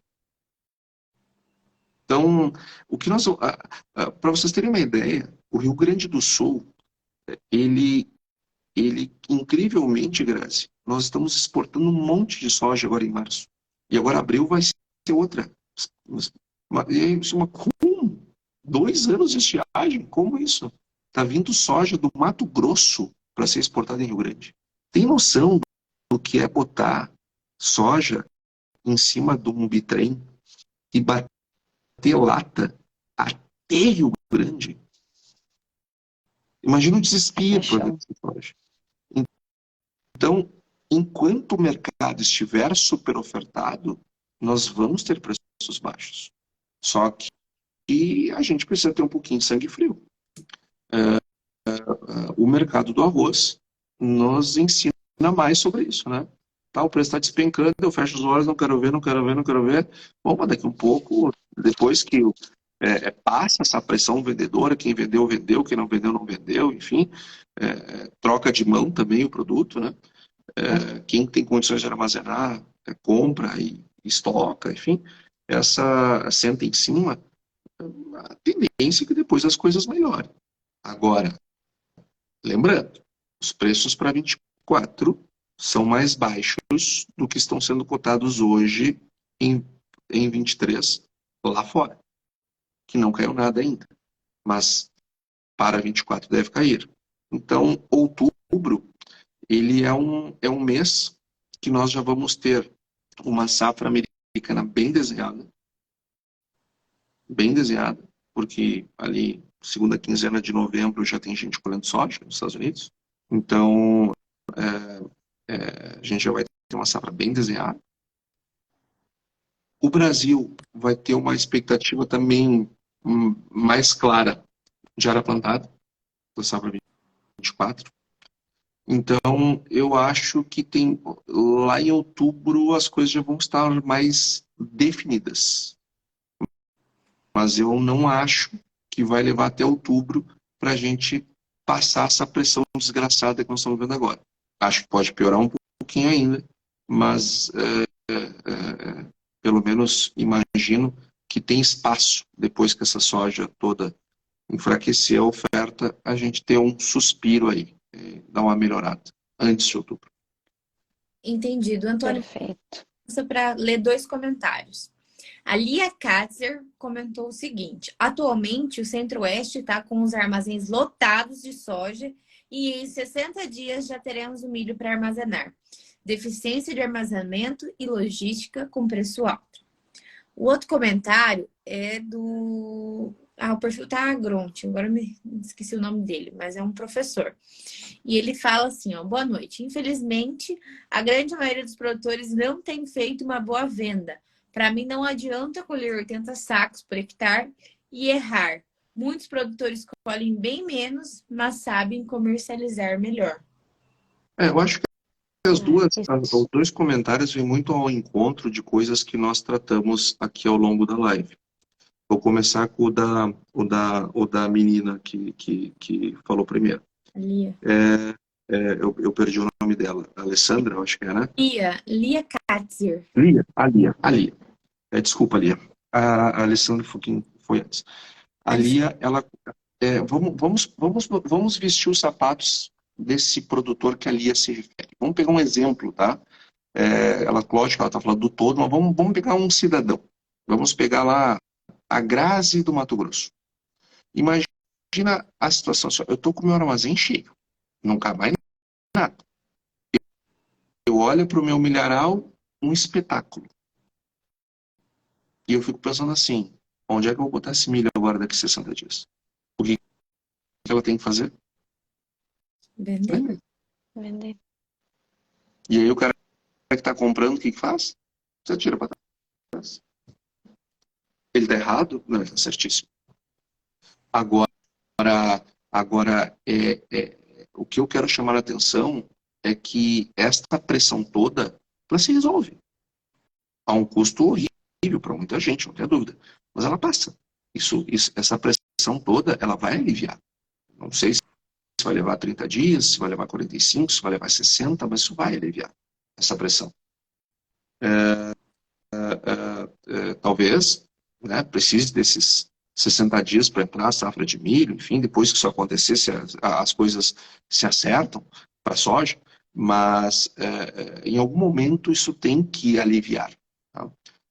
Agora, o outro comentário, ele também vem muito ao encontro do que nós falamos aqui. Nós não gerenciamos o mercado, mas a gente gerencia todo o resto. Então, talvez a gente precise colocar mais energia naquilo que a gente tem capacidade e condições de gerir. Sim, que coincide com um comentário da Alessandra Botton. Ela fala que o fluxo de caixa projetado deve estar sempre à mão do gestor. É uma ferramenta simples e muito importante para tomadas de decisões. Quem conhece o negócio consegue fazer um fluxo de caixa projetado. Quem entende do seu negócio e entende minimamente do fluxo de caixa, consegue fazer um fluxo de caixa do seu negócio. Consegue. E quando a gente tem um fluxo de caixa projetado do nosso negócio, e que não tem contrato, né, quem faça, mas é importante ter isso, porque é uma ferramenta que nos permite ter um plano, ter um planejamento financeiro. Que não significa, em hipótese alguma, que uma vez que eu vou fazer um planejamento, uma projeção de fluxo de caixa no bronze, que eu não posso mudar, não é isso. É que só muda o plano quem tem plano. Quem não tem plano não muda plano. Aí faz as coisas do jeito que entende. Do jeito que o vizinho faz. Às vezes não, as pessoas fazem, elas fazem e dá certo. Tem gente que está aí 30, 40 anos fazendo e dando certo e performando e tendo sucesso na atividade, certo? Mas todas essas pessoas que a gente pega, elas têm um perfil e um padrão. E uma coisa que está entre todas elas, eu não vejo nenhum que faz 30 anos que cresce com um perfil arrojado. Pois nenhum, zero. Todos têm pé no chão, todos trabalham capitalizado, todos se preparam para momentos mais complicados. E voltando ao planejamento de caixa, a pessoa muitas vezes faz de cabeça. Olha, eu compro adubo sempre lá no mês tal. Esse mês está tanto mais do que o ano passado, tanto menos, isso então vou precisar mais, vou precisar menos. Bom, é um jeito de se fazer. Eu não consigo. E quanto mais complexo for o negócio, mais difícil vai ser de fazer. O que custa, né, fazer uma planilha? Né? Então, isso permite que a gente consiga ver, olha, vai faltar dinheiro em outubro. Isso é uma outra coisa curiosa. Imagina que a pessoa foi lá numa palestra e assistiu que, olha, o preço vai estar bom em outubro, digamos. O que a pessoa sai dela? Então, eu só vou vender em outubro. Ela chega em casa e tem um boleto para ela pagar que ela nem lembrava. Já não vai vender em outubro. Então, nem sempre eu consigo fazer a melhor comercialização. Às vezes eu tenho que fazer a comercialização para atender meu caixa. Só que se eu planejo caixa, eu consigo planejar a comercialização. Nem sempre eu faço isso num ano. Às vezes eu preciso de alguns anos para organizar ou reorganizar meu negócio.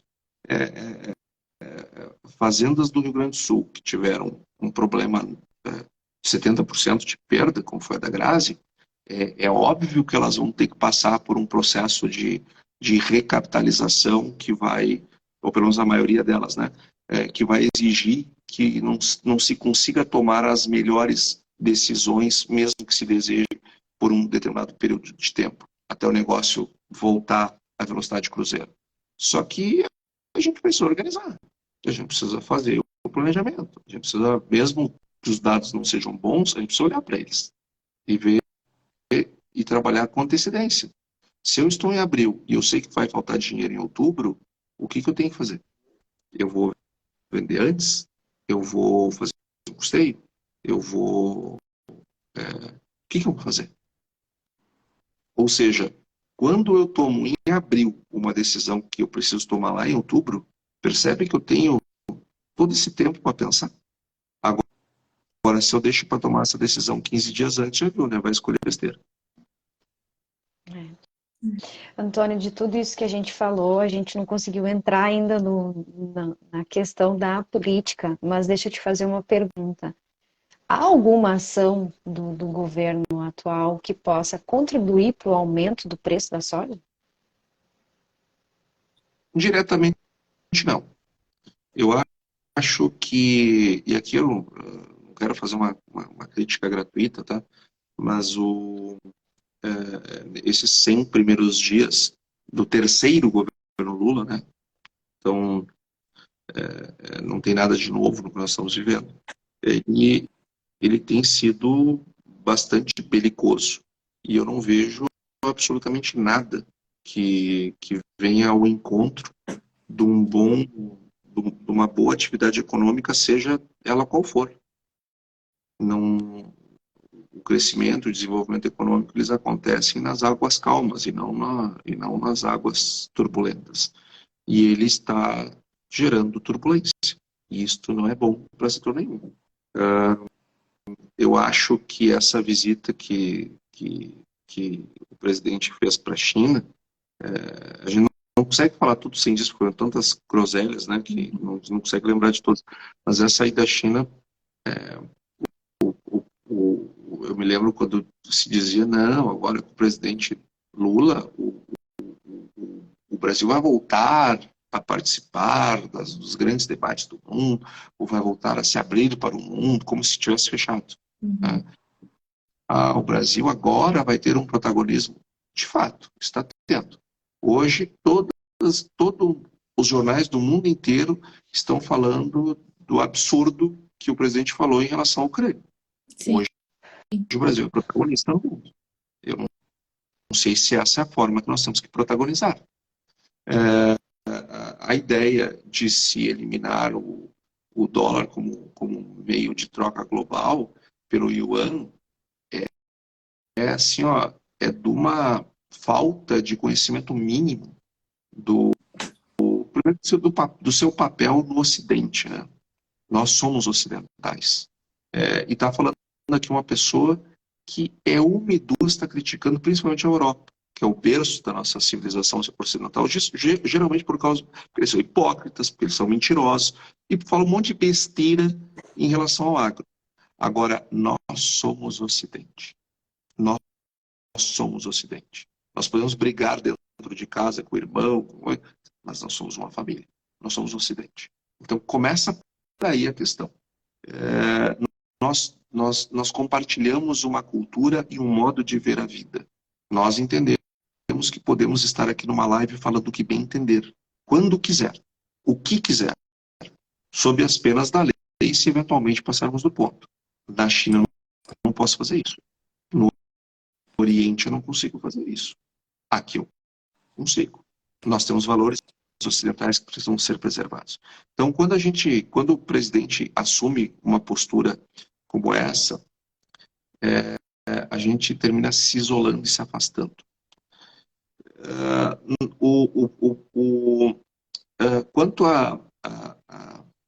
aos preços agrícolas, em particular, tem uma coisa que pode parecer bom, eu não acho isso bom, não é assim que eu acho que a gente tem que ganhar dinheiro, mas toda vez que ele fala essas groselhas, a taxa de câmbio sobe um pouco, né? Ou deixa de cair. E nós que nesse momento estamos vendendo muito mais do que comprando insumos, é interessante, porque a gente não tem controle, né? Se a gente conseguisse combinar com ele, olha, tu vai falar groselha quando a gente estiver vendendo, e tu vai parar de falar groselha quando nós estamos comprando insumos, até seria uma boa. Porque a gente não tem controle sobre essas questões. Eu acho que o presidente, esse novo arcabouço fiscal, né, que enfim se acabou com a regra do teto dos gastos, eu acho uma medida muito ruim para o equilíbrio das finanças públicas. O bom da internet é que as coisas ficam gravadas, né? Eu estou afirmando para vocês hoje, dia 18 de abril, nós não vamos ter os resultados primários que estão sendo projetados nesse arcabouço. Não vamos. Não vamos. Em nenhum dos anos. Olha o que eu estou dizendo. Em nenhum dos anos. Olha o risco que eu estou correndo. Em nenhum ano nós vamos conseguir atingir aqueles objetivos fiscais ali. Só se der uma crise. Mas não será por vontade própria. Então, nós estamos descuidando do fiscal, se arrumou uma briga. Outra coisa que atrapalha muito o agro. O agro no setor cresce muito, logo ele demanda muito crédito. Os juros no Brasil, eles já poderiam começar a cair agora no segundo semestre. Eles não vão cair tão cedo, e o presidente do Banco Central já botou uma placa lá na sala do Copom, que diz o seguinte: a autoridade do argumento é mais forte do que o argumento da autoridade. Ou seja, são questões técnicas que serão decididas tecnicamente, assuntos errados. Por que isso está acontecendo? Tá? Para eu baixar a inflação, eu preciso subir juros. É um mecanismo de baixar a inflação, é subir juros. Para quê? Porque eu diminuo a base monetária e, com isso, eu baixo a temperatura da economia. Só que, se o governo gasta do outro lado, ele faz um efeito contraproducente ao esforço do Banco Central.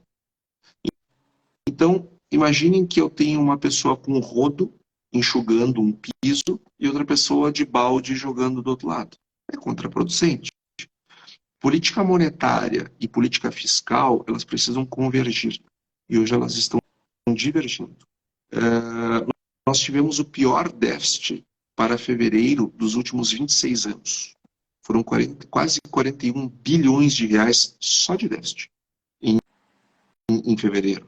Então, nós temos lá o banqueiro central enxugando e o Tesouro, o governo, né, o Ministério da Fazenda, jogando de balde. Assim as coisas não vão funcionar. Isso aí vai ficando com juros mais altos por mais tempo. Nós devemos, tá? Se nós olharmos a inflação hoje, ela está 4,65 no acumulado em 12 meses. Mas a projeção do mercado para o final do ano é 6. O que isso indica? Nós vamos voltar a ter uma aceleração da inflação. Por quê? O governo não para de gastar. Isso vai acontecer a partir já do próximo mês. Então a gente tem que se esforçar para achar alguma coisa boa, Graça. Então, por enquanto, 100 primeiros dias, não por. Eu te confesso que eu torço que tenha, tá? Eu torço que aconteça. O primeiro governo do Lula, do ponto de vista da economia, foi muito bom. Tanto é que nós ganhamos grau de investimento. E eu botou na economia, no Banco Central, pessoas super técnicas que fizeram... O Palocci era político, mas ele estava bem assessorado por economistas ortodoxos. Enfim, a coisa funcionou, o Brasil voou. Em outros campos pode ter sido um desastre, mensalão. Eu estou falando só da economia. Então, eu tenho esperança pelo bem meu, pelo bem da minha esposa, do meu filho, pelo bem de vocês, pelo bem das pessoas que eu gosto. Eu moro aqui, eu quero que esse país funcione, independente de quem esteja no comando temporário do governo. Agora, o que nós estamos vendo nesses 100 primeiros dias é uma mistura de Lula 2, que foi horrível, com o governo Dilma, que foi a continuidade de Lula 2. A gente culpa muito a Dilma pelas coisas, e ela até é culpada mesmo, a Dilma, coitada, é isso que a gente vê aí, né? Só que ela leva nem toda aquela culpa é dela. Ela deu continuidade a uma coisa ruim que estourou no governo dela, mas que já tinha começado lá atrás. Começou lá em 2009, foi quando começou a contabilidade criativa, essas coisas, tudo começaram no segundo governo Lula. Então, ela deu continuidade e acelerou, mas as coisas ruins começaram no governo Lula 2. Então, hoje o que nós estamos vendo é uma continuidade de Lula 2 e Dilma. E nós sabemos bem onde isso termina. Nós já desfrutamos desses resultados. Sim. Mas, Antônio, justamente por isso, por ter tudo isso que não é agradável, né, de estar se passando essa situação, isso não deveria estar fazendo com que o dólar suba? Olhando isso lá fora, como que o Brasil é visto lá fora? Bom, muito bom, Grazi. Vamos lá. O dólar, a taxa de câmbio, ela é uma taxa entre duas moedas. O real aqui no Brasil e o dólar lá fora.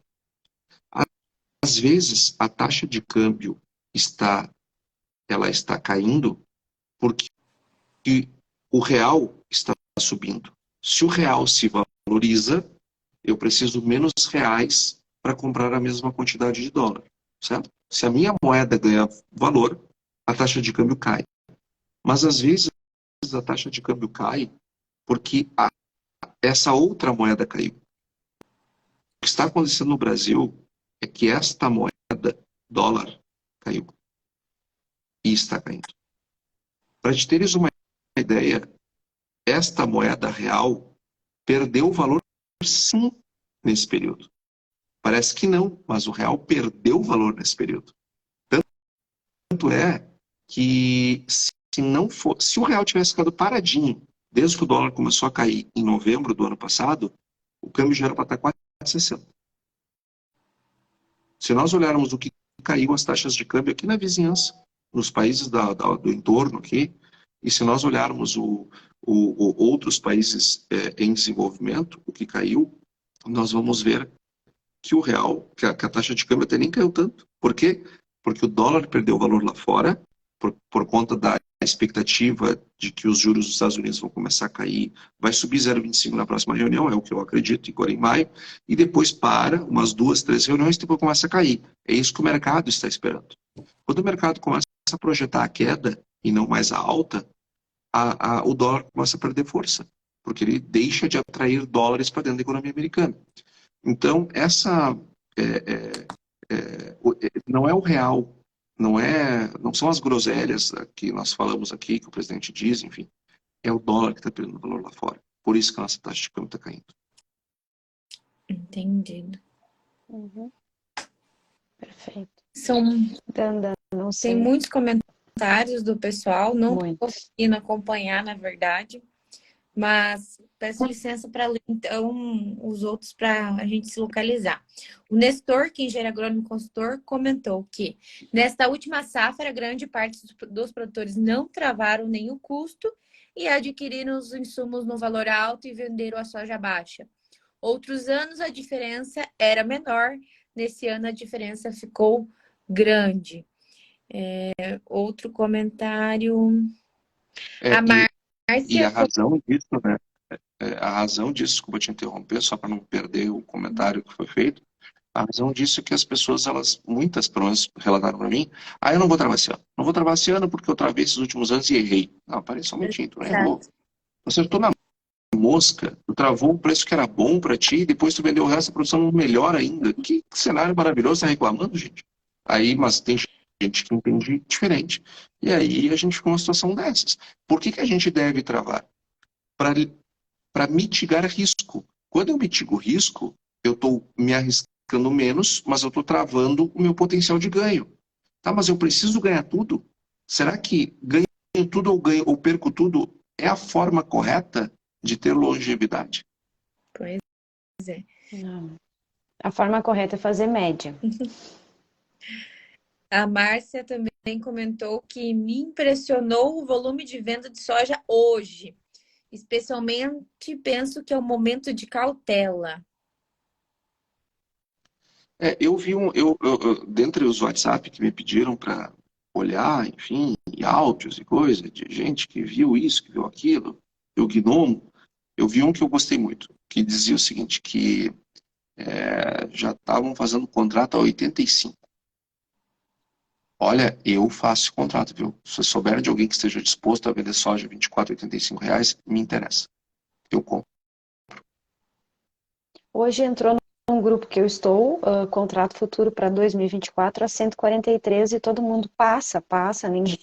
Tipo, é aquela situação que todo mundo está se balizando pela safra passada ou por essa, não sei, mas tipo, ninguém está avaliando nada além do número. Pois é, aí vamos lá. Tu tem uma proposta quente, real, tá? De venda para 24 a 143. Aí eu vejo num áudio lá alguém dizendo que falou com não sei quem, muito importante, de não sei aonde, que está 85. Por isso que eu digo, se tu tiver alguém disposto a vender a 85, eu compro. Eu compro. Ah, mas Antônio, tu não vai ter dinheiro para comprar essa soja lá. Mas eu vou comprar de 85 e vou vender para esse teu cara aí. Não vai ser nem a 143, vai ser 140. Já tá bom para mim, esse spread. Ou seja, a coisa já não tá boa. E a gente começa a compartilhar a tragédia, sabe? Parece um pregão. Ah, tá 150. Não, não, aqui tá 140. Ah, não, então aqui não tá 150, então aqui tá 135. Não, não, mas aqui 140 estava ontem, hoje já tá 120. E assim vai, até que chega no zero. Você, não, não, aqui nós estamos dando. Você, pô, não pode ser assim, gente.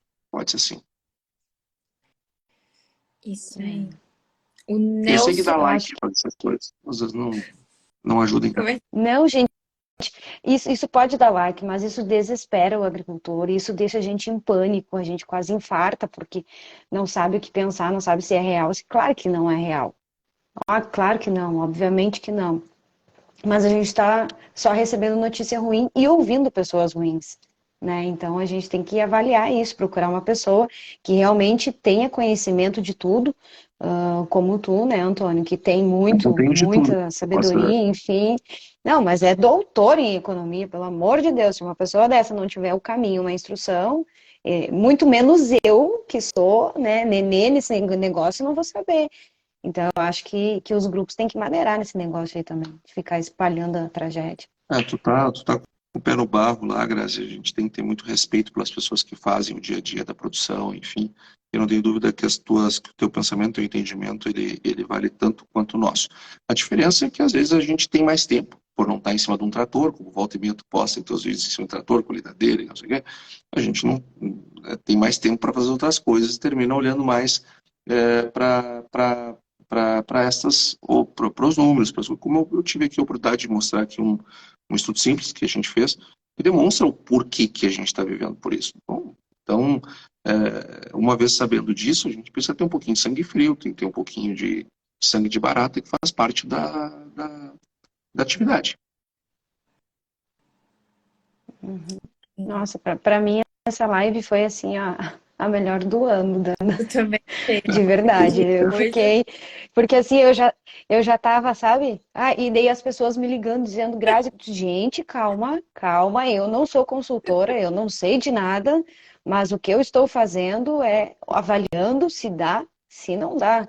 E eu sei que a gente não pode parar, então a gente tem que ter um pouquinho mais de A, calma, né? Porque o a, agricultor Fran- tem a Franciele Link, que ela é a proprietária lá da corretora Moeda da Terra, ela me mandou um WhatsApp, entrou aqui a notificação, não consegui ver toda a mensagem, claro, nós estamos aqui, mas eu só consegui ler o seguinte: a 85 eu também compro. Então, ou seja, ela também, se quiser vender para ela, também está disposta, viu? Ou seja, a gente tem que show ter, de bola. tem que ter um pouquinho de pé no chão e não estragar o que já não está bem. Quanto mais consciência a gente tiver, mais rápido isso passa. Hoje eu encontrei um agricultor num escritório de contabilidade e a gente conversando sobre a questão dos seguros, que também está péssimo para nós, enfim, em função de estar pedindo o tempo todo. E aí a questão é que a gente levanta que os gaúchos estão assim, né? Quando o preço está bom, a gente não tem produto para vender. Aí, quando a gente tem um pouquinho de produto para vender, o preço despenca. Então, a gente está passando por aquele ponto crucial de tipo assim, isso aqui é só para os fortes. Quem é fraco não aguenta o push. E aqui, claro, até tentando trazer uma mensagem também positiva, tá? Isto vai passar. Como tudo na vida passa, esse momento vai passar. Eu, ano passado, dizia para as pessoas, vai passar, nós tivemos essa estiagem, beleza, mas depois vem a bonança, vamos ver outra estiagem. Fazia 200 mil anos que isso não acontecia, mas ok, isso já aconteceu no passado, é raro, mas acontece. Agora, as três não acontece. O fato que não sei, mas isso vai passar. E a gente precisa ter um aprendizado do processo. Eu não escolho passar por isso, mas eu escolho como saio disso. O que eu levo de aprendizado. 2024, ou 25, ou 26, não sei, mas nós vamos ter algum ano que vai ser sensacional, igualzinho em 2021. Vamos lembrar do que estamos passando agora. Vamos lembrar do que estamos passando agora. Para quê? Para a próxima vez que isso voltar a acontecer, porque também voltará a acontecer, nós estejamos mais preparados, mais prontos, mais fortalecidos financeiramente para passar por isso que nós estamos passando. Agora, porque sim, é só os fortes, Grazi. E é nos anos bons que a gente faz os fortes. Exatamente. Isso aí. Danda, a gente estourou mais de meia hora a Nossa. nossa live, assim, ó. Meu Deus, estava tão incrível que eu estava tão concentrada aqui no que o Antônio estava falando que eu nem vi o relógio. E eu quero te agradecer muito, Antônio, mas muito mesmo, de todo o coração, por trazer um alívio para as pessoas, não só na questão de, né, ter o ponto de vista, mas por mostrar realmente que a parte de gestão e de que cuidar um pouquinho do negócio de uma outra forma pode fazer com que a gente não tenha tantos prejuízos, né? No caso dos gaúchos aqui. E eu tô sempre aprendendo contigo, eu sou tua fã de verdade, assim. Quando eu posso, eu tô sempre ali vendo o que tu tá falando, enfim. Para mim foi uma honra ter você aqui. E eu também agradeço, gostei demais, gostei principalmente pelo fato de que você se mostrou muito acessível e usou uma linguagem muito fácil. Então, para quem é produtor, eu tenho certeza que entendeu tudinho a mensagem que tu quis passar. Então, meu muito obrigada pelo seu tempo. Obrigado a vocês, Dandara, Grazi. Para mim foi uma honra, um prazer, um privilégio enorme ter tido essa oportunidade de estar aqui nessa noite com vocês, com toda essa audiência enorme que vocês atraem.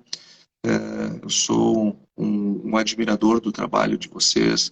Acho muito bacana esse movimento que vocês fazem de valorizar a participação da mulher no agronegócio, mas sem aqueles clichês chatos lá, que às vezes a gente vê as feminazes lá fazendo, e sem querer perder a identidade, né? A mulher, ela tem uma identidade, o homem tem uma identidade, e juntos se complementam, e é importante essa valorização, e essa valorização ela vem pelo intelecto, ela vem pelo bom senso, ela vem pelo bom trabalho que vocês fazem. Eu sou um super admirador de vocês, parabéns pelo trabalho que vocês fazem, e vocês não sabem do privilégio para mim que é estar aqui nessa noite com vocês. Estou sempre à disposição para próximas, se vocês desejarem, enfim, entender, estou à disposição, e convido a todos que não nos seguem, nos seguirem lá no Instagram, e quem desejar a planilha, fale comigo ou fale com a Grazi, quando andar eu mando para elas a planilha para que chegue no máximo de pessoas possível. Combinado, então. Manda pra gente, que a gente já manda no grupo das mulheres, e para quem mais pedir, a gente manda também. Beleza. Joia. Muito obrigada. Boa noite, Obrigada, gente. Obrigada, Antônio. Obrigada a todo mundo. Deus abençoe, gente. Até mais. Bom resto de semana. Tchau, tchau. Até.